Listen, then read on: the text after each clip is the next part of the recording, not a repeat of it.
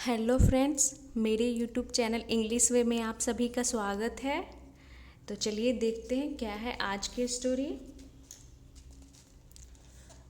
इसका टाइटल है the pigeons collar, यानी इसका मतलब हो गया कि कबूतर का कॉलर, यानी कबूतर का पट्टा, यानी गले का जो पट्टा होता है उसे कॉलर बोलते हैं। तो कबूतर का पट्टा, ये हो गया इसका टाइटल। तो चलिए देखते हैं स्टोरी क्या है। वन डे, एक दिन, an elephant was very happy. एक दिन एक हाथी बहुत खुश था। ये हो गया ही इनवाइटेड, उसने आमंत्रित किया। तो यहाँ पे ही प्रोनाउन हो गया जो कि एलिफेंट के लिए यूज किया गया है। उसने आमंत्रित किया ऑल द एनिमल्स, यानी सभी जानवरों को। तो उसने सभी जानवरों को आमंत्रित किया। And the birds of the jungle to a party.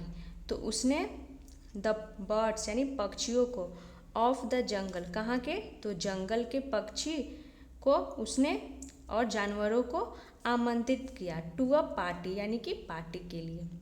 तो ये हो गया यहाँ पे। तो यहाँ पे ऑफ प्रीपोजिशन हो गया टू, यहाँ पर टू और यहाँ पे ऑफ, ये दोनों प्रीपोजिशन हो गए। टू यहाँ पे इन्फिनेटिव नहीं है क्योंकि यहाँ पे टू के बाद पार्टी ये नाउन हो गया, और ये दिखा रहा है डायरेक्शन को यहाँ पे ऑफ प्रीपोजिशन, और जानवरों और पक्षियों को, कहाँ के, तो जंगल के जानवर और पक्षियों को उसने आमंत्रित किया। तो यहाँ पर ऑफ और टू दोनों प्रीपोजिशन हो गए। तो यहाँ तक हो गया। Everyone wanted to dress well. Everyone यानी हर कोई चाहता था टू ड्रेस वेल। तो यहाँ पे ड्रेस वर्ब के रूप में यूज किया गया, वर्ब की फर्स्ट फॉर्म, और यहाँ पे टू है तो ये टू इन्फिनेटिव का काम कर रहा है। तो एवरी वन क्या चाहता था, टू ड्रेस वेल, यानी अच्छे से तैयार होने के लिए हर कोई चाहता था। और वेल यहाँ पे एडवर्ब का काम कर रहा है। तो हर कोई चाहता था अच्छे से तैयार होना चाहता था। ये हो गया। The pigeon who delivered the invitation to the party on behalf of the elephant. तो यहाँ पे दी प्रोनाउंस होगा क्योंकि ये वॉवेल साउंड कर रहा है। जब इसे प्रोनाउंस कर रहे हैं एलिफेंट को तो ये वॉवेल साउंड आता है, इसीलिए यहाँ पे दी प्रोनाउंस करेंगे। यहाँ तक हो गया था पार्टी, यानी कि पार्टी के लिए on behalf of the elephant. तो ऑन बिहाफ का मतलब हो गया कि हाथी की ओर से, और हु यहाँ पे रिलेटिव प्रोनाउन हो गया जो कि पिजन के लिए यूज किया गया है। The pigeon who delivered the invitation, यानी कि कबूतर जिसने डिलीवर्ड का मतलब हो गया कि वितरण किया, द इन्विटेशन यानी कि आमंत्रण को, टू द पार्टी यानी कि पार्टी के लिए, समारोह के लिए, ऑन बिहाफ यानी कि इसका मतलब हो गया, ऑन बिहाफ का मतलब हो गया की ओर, किसकी ओर से, तो द एलिफेंट, यानी एलिफेंट खुश था तो उसी ने तो पार्टी दिया था, तो उसकी ओर से किसने इनविटेशन दिया सबको, तो पिजन।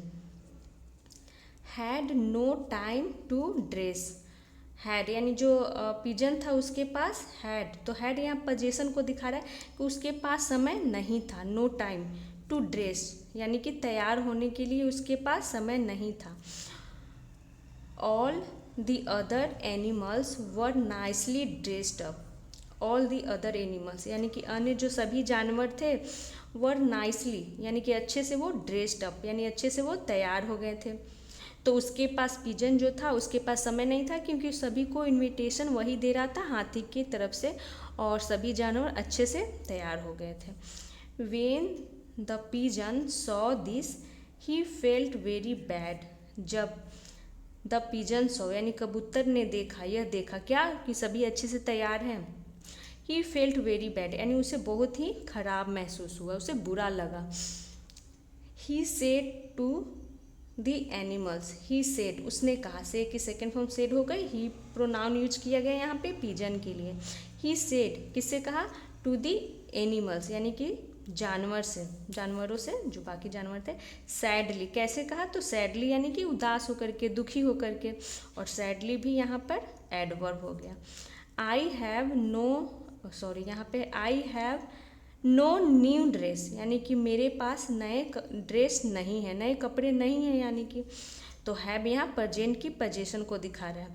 आई के साथ हैव का यूज करते हैं। I have no new dress, यानी कि मेरे पास नए कपड़े नहीं हैं। सो इसीलिए I will come in my old dress itself. I will come यानी मैं आऊँगा, इन माई ओल्ड ड्रेस यानी कि इसीलिए मैं मेरे पुराने कपड़े में आऊँगा। और इटसेल्फ मतलब ये दिखा रहा है कि मेरे पास कपड़े नहीं हैं तो मैं उसी कपड़े में आऊँगा। ये प्रोनाउन हो गया, इसे बोलते हैं reflexive pronoun. The elephant felt sorry for the pigeon. The elephant यानी जो हाथी था, felt sorry for the pigeon यानी कि उसे कबूतर के लिए क्या हुआ, दुख हुआ, उसे दुख महसूस हुआ, यानी कि उसे कबूतर पे क्या आया, दुख, दया आई। ये बोल सकते हैं कि उसे हाथी को the elephant felt sorry for the pigeon, यानी कि कबूतर के लिए हाथी को तरस आया, उस पर दया आया, ये हो गया। And thought of cheering him up, and thought यानी कि उसने सोचा, थिंक की second form thought, of cheering him up यानी कि उसे चीयर अप करना यानी कि खुश करने का, ये सोचा। तो यहाँ तक हो गया था कि उसने उसे खुश करने के लिए सोचा। तो चीयर अप करना यानी खुश करना या फिर मनोबल बढ़ाना। All the animals agreed and said, सभी जानवर जो थे अग्रीड हो गए, सहमत हो गए। यहाँ पे सेकंड फॉर्म के रूप में है कि सभी जो जानवर थे वो मान गए। एंड सेड और कहा, do not worry dear friend. Do not worry यानी कि चिंता ना करो, डियर फ्रेंड यानी कि प्रिय दोस्त, या फिर बोल सकते प्यारे दोस्त, चिंता ना करो। वी विल अरेंज यानी कि वी विल अरेंज, हम अरेंज करेंगे। अरेंज करना मतलब व्यवस्था करेंगे, और विल यहाँ फ्यूचर को दिखा रहा है। तो हम व्यवस्था करेंगे। समथिंग यानी कुछ, फॉर यू यानी तुम्हारे लिए। Then all the animals collectively gifted him a sparkling collar. तब ऑल द एनिमल्स यानी सभी जो जानवर थे, कलेक्टिवली का मतलब हो गया कि एकजुट होकर के समूह में, गिफ्टेड यानी कि उपहार दिए, गिफ्टेड यानी उपहार दिए, हिम यानी उसे क्या दिए, तो अ स्पार्कलिंग कॉलर, एक चमकदार कॉलर यानी कि वही गले में पहनने वाला पट्टा जिसे बोलते हैं। The pigeon was very grateful and happy यानी जो कबूतर था बहुत ही ग्रेटफुल यानी कि आभारी हुआ, एंड हैप्पी और खुश हुआ। सिंस दैट डे इसका मतलब हो गया कि उस दिन से all pigeons wear sparkling blue purple collars यानी कि उस दिन से सभी जो कबूतर थे, वेयर यानी पहनते, सभी कबूतर पहनते, क्या पहनते, तो स्पार्कलिंग ब्लू यानी कि चमकदार, चमकते हुए, ब्लू नीले, पर्पल यानी बैगनी, कॉलर्स यानी पट्टा। तो उस दिन से सभी कबूतर क्या करते थे, पहनते थे चमकदार नीले और पर्पल कलर के कॉलर्स। तो ये थी, तो जो कबूतर था वो आभार प्रकट किया और खुश हुआ जब उससे भी जंगल के जो सभी जानवर थे सब उसे मिलकर गिफ्ट में एक कॉलर देते हैं। तो क्योंकि जो कबूतर था ये इनविटेशन देने में ही रह जाता है, तो अच्छे से वो तैयार नहीं हो पाता है, तो सभी जानवर को उसके लिए बुरा लगता है, तो सभी जानवर मिलके उसे एक कॉलर देते हैं इस कबूतर को। तो ये थी आज की शॉर्ट स्टोरी। मिलते हैं नेक्स्ट वीडियो में।